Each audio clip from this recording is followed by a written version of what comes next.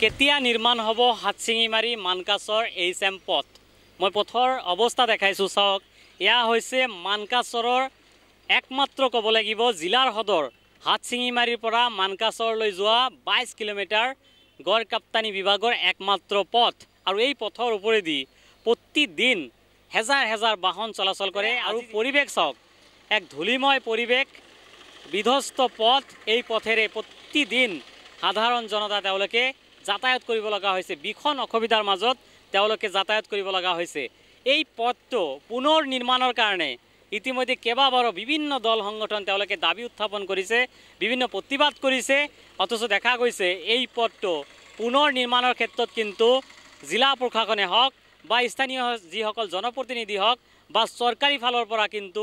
এই পথটো পুনৰ নিৰ্মাণৰ ক্ষেত্ৰত সামান্যতম গুৰুত্ব নিদিয়াৰ অভিযোগ উঠিছে সাধাৰণ জনতাই তেওঁলোকে অভিযোগ তুলিছে আমি পৰিৱেশ দেখাইছোঁ চাওক কি এক ধূলিময় পৰিৱেশ আৰু এই পৰিৱেশৰ মাজত সাধাৰণ জনতা প্ৰতিদিন তেওঁলোকে ইয়াত যাতায়াত কৰিব লাগে জিলাৰ সদৰত তেওঁলোকে অহা যোৱা কৰিব লাগে এক বিধ্বস্ত পথেৰে তেওঁলোকে এইদৰে জমৰ যতনাত ভুগি আছে অথচ দেখা গৈছে এই পথটো পুনৰ নিৰ্মাণৰ ক্ষেত্ৰত গুৰুত্ব নিদিয়াৰ অভিযোগ উত্থাপন হৈছে বিশেষকৈ যোৱা প্ৰায় ৩-৪ মাহ পূৰ্বে ইয়াত প্ৰায় ৩ কোটি টকা আবণ্টন দিয়া হৈছিল পথটো মেৰামতিৰ কাৰণে আজি অৱস্থা চাওক ৩ মাহ সম্পূৰ্ণ নহওঁতেই এই অৱস্থা পুনৰ বিধ্বস্ত হৈ পৰিছে এই হাতচিঙিমাৰী আৰু মানকাছৰ যি সংযোগী 22 কিলোমিটাৰ পথ আমি স্থানীয় যিসকল ৰাইজ আছে যিসকল পথচাৰী আছে তেওঁলোকৰ কিছু মতামত ল'বলৈ যত্ন কৰিম কিন্তু প্ৰথমে পৰিৱেশ দেখাইছোঁ NKTVৰ দৰ্শকক চাওক কি এক পৰিৱেশ আৰু এইদৰে প্ৰায় 22 কিলোমিটাৰ প্ৰতিদিন হেজাৰ হেজাৰ মানুহ এইদৰে যাতায়াত কৰিব লগা হৈছে বিখন অসুবিধাৰ মাজত তেওঁলোকে চলাচল কৰিব লগা হৈছে গুৰুত্ব নাই একেবাৰে গুৰুত্ব নাই এই পথৰ প্ৰতি আমি ইয়াৰ পূৰ্বেও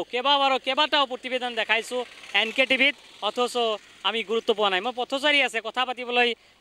চেষ্টা কৰিম এই যিটো অৱস্থা দেখা পাইছোঁ ৰাস্তাৰ একেবাৰে জৰাজীৰ্ণ বিধ্বস্ত পথ ধূলিময় পৰিৱেশ কি ক'ব প্ৰতিক্ৰিয়া কি ক'ম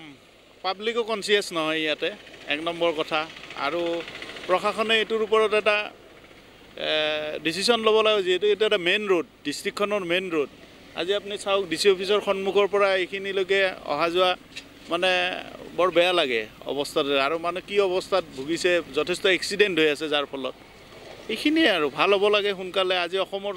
সকলো ৰাস্তাই ভাল একমাত্ৰ ক'ব গ'লে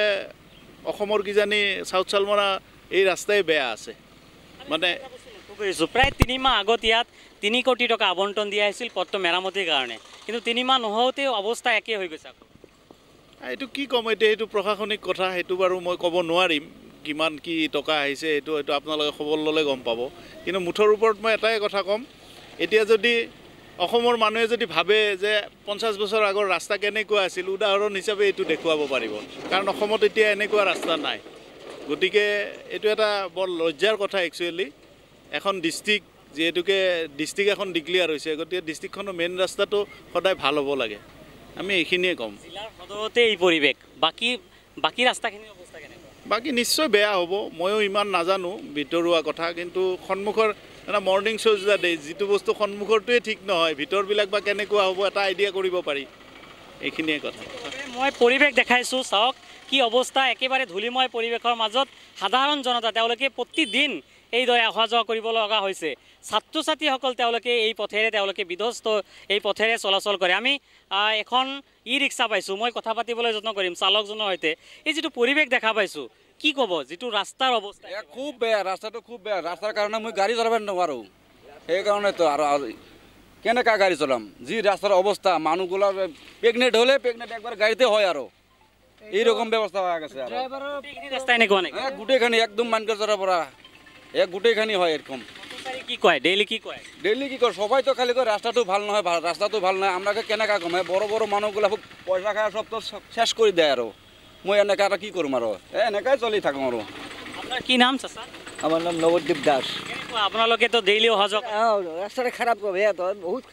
বেয়া আমি ৰোজে আসা যাওয়া কৰি তো কি বিচাৰে আমি দোকান কৰি কি বিচাৰে আপুনি রাস্তাটো ভালো রাস্তাটা ভালো লাগে রাস্তাটা ভালো না হলে তো আসা যাওয়া দিকদারি বউ সবা ছোট ছোট বাচ্চা কাচ্চা নিয়ে এই যে দেখি বাচ্চা কাচ্চা নিয়ে অসুবিধা হয় বহুত অসুবিধা হয় কত কোমরত ব্যথা পায় হয়তো আঘাতো পায়। মই পৰিৱেশ দেখাইছোঁ, চাওক কি এক হাহাকাৰময় পৰিৱেশৰ মাজত এইদৰে তেওঁলোকে অহা যোৱা কৰে প্ৰতিদিন। এই জিলাখনৰ যিসকল জনতা তেওঁলোকে বিশেষকৈ জিলাৰ সদৰ DC অফিচ বিভিন্ন কাৰ্যালয়ত তেওঁলোকে কামৰ বাবে আহে, কিন্তু এই যিটো অৱস্থা দেখা পাইছোঁ এই ৰাস্তাৰ, এই অৱস্থাৰ মাজত তেওঁলোকে হাহাকাৰময় পৰিৱেশৰ মাজত প্ৰতিদিন অহা যোৱা কৰিব লগা হৈছে। বিভিন্ন দল সংগঠন তেওঁলোকে বিভিন্ন ধৰণৰ প্ৰতিবাদ সাব্যস্ত কৰিছে, অথচ দেখা গৈছে এই পথটো কিন্তু পুনৰ নিৰ্মাণৰ ক্ষেত্ৰত চৰকাৰী ফালৰ পৰা এতিয়ালৈকে গুৰুত্ব নিদিয়াৰ অভিযোগ এতিয়া সাধাৰণ জনতাৰ। বিশেষকৈ শেহতীয়াকৈ যোৱা দুদিন পূৰ্বে মানকাচৰত এই যে হাটশিঙিমাৰী মানকাচৰ সংযোগী ৰাস্তা পুনৰ নিৰ্মাণ সংগ্ৰাম সমিতি গঠন কৰা হৈছে, সেই সংগ্ৰাম সমিতিৰ নেতৃত্বত আন্দোলন কৰা হৈছে। এতিয়া সেই আন্দোলনৰ প্ৰতি আচলতে চৰকাৰে কিদৰে গুৰুত্ব দিয়ে সেয়া পৰৱৰ্তী সময়ত লক্ষণীয় হ'ব। কেমেৰাত ৰফিকুলৰ সৈতে মই কবিৰ মণ্ডল, NK TV, মানকাচৰ।